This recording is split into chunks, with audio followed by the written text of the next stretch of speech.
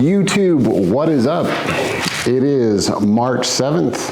I thought I'd do a little channel update and just cover a couple things. I'm excited for 2019. I had an awesome 2018. It's been almost a year. It's basically a year this weekend with this bad boy, this demo that I ended up buying, which has been crazy. So it's been really fun. No regrets. I've loved this Turbo S. It's been amazing. But it was crazy to see the response on the Parker 250 videos. It's really cool how everybody liked them. It was a lot of fun. My first actual driving desert race, it was a blast. The Turbo S did amazing. What problems I have? I think I have like my wheel bearings. So just so we're clear, like I'll just do a quick report on the Turbo S and kind of how it did. Everything on the Turbo S is stock, you know, besides like just bumpers and wheels, but I haven't touched the thing. I haven't serviced anything besides like doing oil changes and stuff like that, cleaning air filters. And that's going through Baja pre-running, all the demo rides, and then there's me just, you know, using it a lot the last 12 months. It did awesome. I had a couple sounds in the front end before I started. I have a bent A-arm still, and I think that was done on the demo ride. I'm not sure, but something I'm gonna address and fix, but I just ran it because I didn't have time to fix it. I thought that maybe I had ball joints that were starting to get loose before the race, but again, I didn't have time to fix it. I just greased the wheel bearings. But I think really what takes the most pressure on the Turbo S is going to be the wheel bearing. With this 32 and the 72-inch track, that wheel bearing is wearing out. So I've got some bad wheel bearings. By the end of the race, it was howling a little bit, and I could hear it popping. So wheel bearings will be replaced. I'm going to work on the arms. I'm probably going to do some springs on the shocks. One of the things in the Parkers, there was big trenches from the other cars, and I feel like, and we're heavy, me and my co-driver are heavy dudes, so I feel like I need to get the height of the Turbo S up a little bit. So that's kind of one of my goals for the next thing, is just kind of strengthen it up, tune it up. I'm going to change all the wheel bearings. I think I got a couple axles that are starting to get loose, but I had no problems with them. But I feel like some of the front axles are getting a little bit of play, and the back axles are actually pretty tight. But honestly, it was a blast, and the Turbo S in, you know, pretty stock form. I put a cage on it, some bumpers, some doors, some seats, radios, and GPS, and I went and raced. And I gotta say, it was a blast. It was just a freaking riot. We did pretty good. I think we were in Sportsman. I feel like we came in 5th place, but then we got penalized because I accidentally sped through the pits. It was just stupid. I thought we were out of the pits, and I just had no idea. So anyways, I got a 10-minute penalty, so that put us down to, I think, 6th. Had some fun battles. My first lap, for sure, I wanted to kind of take it easy. And then I stepped it up, and then unfortunately my stupid camera, the front camera, went out on the second lap, and so when I was actually ripping pretty good, it wasn't working. But anyways, I really enjoyed it. We had a good pace, and I kind of had to drive to the vehicle, and like, you know, these stock vehicles are amazing, but when it comes down to racing, and it's 3-4 hours of constant pressure on these things, you know, stuff is gonna break, and so you kind of have to manage your, you gotta drive to the car, to what the car can handle. So anyways, it did awesome. So I got some prep to do. This weekend we are headed out to the Mint 400. So yeah, going to the Mint 400. Not racing this. I just can't. I mean, maybe I can afford it, but I don't want to afford it. It's expensive. It's a fun race. Plus, it's going to be super hard. The Mint 400 is pretty tough, man.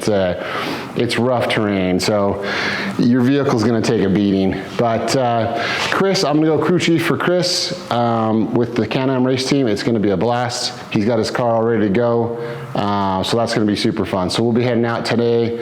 I'll be down there all weekend. I'm excited. If any of you guys are down there, come say hi. We'll be Ram Racing, so blue Can-Am, Ram Racing, come say hi to us. But so stoked on that. yeah, I want to get this ready for the UTV World Championships. That is the plan. So I'm going to try to hit the UTV World Championships and then the Laughlin 250. It's later in the year with this, and then also just kind of get it back ready for Baja pre-running. It's going to be a blast. So I'm super stoked for the championship, the UTV World Championships. I'm going to go through and make some changes, and hopefully the RZR will be improved and ready to roll, ready to rip. So I'm excited about that. And a couple of you guys have messaged me on Instagram and stuff, and I think there's a few other guys that are going to be coming and trying to run their rigs in Sportsman, and I'm stoked. So if anybody's thought about racing Sportsman, like, do it, man. It's a blast. I thought I'd mention the belt, actually. I forgot that. So I ran this stock belt, like literally this is the same belt that the dealers used and I used on a demo ride, 2,000 miles, and it's in pretty dang good shape still. I decided to change it before the race, just precaution, but it never had a problem. And I know a lot of people, you know, CVTs in the past, definitely I know they've had some issues, but man, Polaris did a good job on the clutching on the Turbo S. It works great. So stock belt is still good. I just decided to change it to a new one just as a precaution measure. It's showing a little bit of wear, but dude, honestly, for the kind of abuse that this thing took over the past year, I'm pretty impressed. I mean, pretty amazing. So yeah, belt and clutch stuff on the Turbo S is great. So yeah, UTV World Championships, I'm stoked for that. So that's in April. So I've got 30 days basically to get this thing ready, and so I've got a bunch of stuff to do, but we'll get her done. I haven't touched it since the Parker. I've been too busy with real life crap, but I'm excited to get out and get it done. Yeah, anyways, it went great, and I was just stoked to finish my first race. I'd like to do a few more car reviews this year. Hopefully everybody's cool with that. Kind of missed doing my car reviews, so I'm definitely in 2019, I want to try to get a couple more car reviews on the channel. I kind of want to purchase a new side-by-side this year, so I'm totally having fun racing the Turbo S. In 2019, I'd like to have something else to make videos on and just check out. I love checking out the new stuff, but I feel like 2019 is kind of a dud. You've got like the Talon. Turbo Velocity it's cool. It's like a little bit cheaper, but I mean, it's not better than a Turbo S. So, and I want to keep this and race this and have fun with it, but I'm wanting a new something to play with, but I don't know what's out there. I feel like everybody's kind of holding off for 2019, and I feel like 2020 is when everybody's going to be throwing down. So I think we'll hopefully see that Can-Am later this year, I'm guessing, maybe September, just a guess, but maybe DCT, maybe 200 horsepower, maybe upgrade suspension would be freaking awesome. Do it. And then I think Polaris, I'm guessing next year sometime, I don't know when, honestly, I have no idea. We'll come out with something maybe to one up the Turbo S. But as of right now, like I said, the Honda, it looks kind of cool, but it's not, I don't think it's gonna really compete with this guy. And yeah, so I'm struggling to find something cooler to buy this year to have fun with. So you guys let me know what you think. What would you buy in 2019? You know, what's the coolest side-by-side to get this year? Because I think it's probably still this guy. But anyways, yeah, tell me your thoughts. On that note, I've been thinking about like the $20,000 range side-by-sides, like the Talon and the YXZ. I still sometimes think about maybe turbo and a YXZ.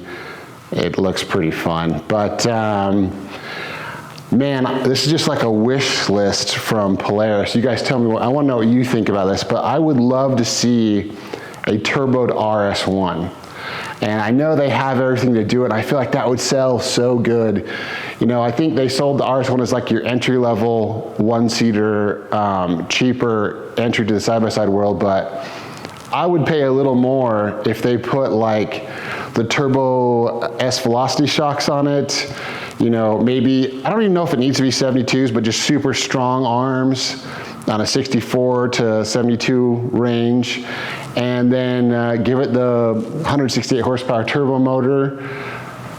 Dude, sign me up. I think if they had that machine out, like who cares about a Talon or a YXZ, or you had 170 horsepower, lightweight, one-seater.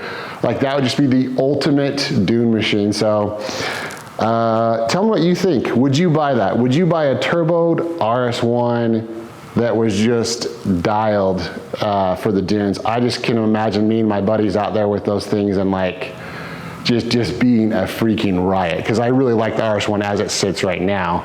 But if you gave it a little bit bigger tires and like if you just did the Turbo S treatment on that thing, oh my gosh, I just think it'd be so cool. I said that last year, and like, I was hoping maybe we'd see something this year. Maybe it's still coming. I know they can do it. I mean, it's got all the Turbo S stuff in it. But I don't know. I don't know if they're worried about doing it or what, but I wish we could have a Turbo RS1. In the comments, would you buy a Turbo RS1? Let's say it's 19.9. So they're like 14 grand right now. Let's say it's 18 to 20,000 bucks, but it's turboed, crazy, badass one-seater. I think I would buy that over a Talon or an XX or a YXZ personally. So some of the Talon reviews are coming in. They seem kind of hit or miss to me. I'm excited to try it out. I think it's kind of what I was thinking. I think it's probably going to be low on power. It'll probably be okay in the hills with the DCT, but probably on like the faster desert / sand dune stuff, I'm feeling like it's coming in a little low on HP, but we'll see. I have a good friend that's buying one, so I think I'll be able to do a couple reviews for you guys, which will be fun.